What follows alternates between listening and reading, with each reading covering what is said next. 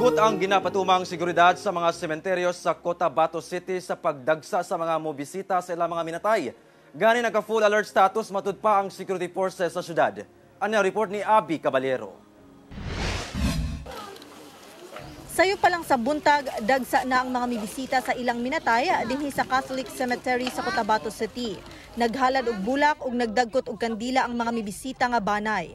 Gani ang pagdagsa sa mga mobisita, oportunidad nga maka-income alang kang Richard Cortez nga kapinpulo na katuig nagaserbisyo dinhi sa sementeryo. Malaki-laki talaga madam kasi dagsa yung tao eh. Tapos papasok labas. Marami na magpapalinis, tsaka mapapintura, tapos papalitering. Ang uban, sila na mismo ang nanglimpyo ug nagpintura sa pansyon sa ilang minatay.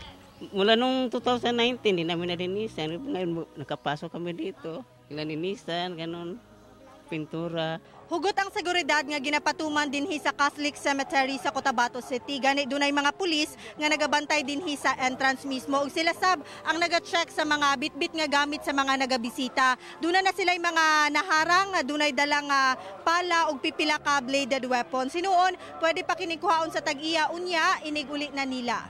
Hugot sab ang pagbantay sa seguridad dinhi sa Chinese Cemetery. Alas 11 sa buntag kaganiha, gamay pa lang ang mga bibisita. Sumala sa Cotabato City Police Office, naka-full alert status sila hangtod November 3. Sa loob po meron po tayong iba't ibang kasamang mga tropa. Meron po yung mga army, mga marines, tapos meron din po mga police na nag-iikot din po sa loob. Yes po, full force po yung lahat ng deployment namin after po ng eleksyon. Kauban si Gary Balantay sa kamera. Ako si Abby Caballero para sa One Mindanao.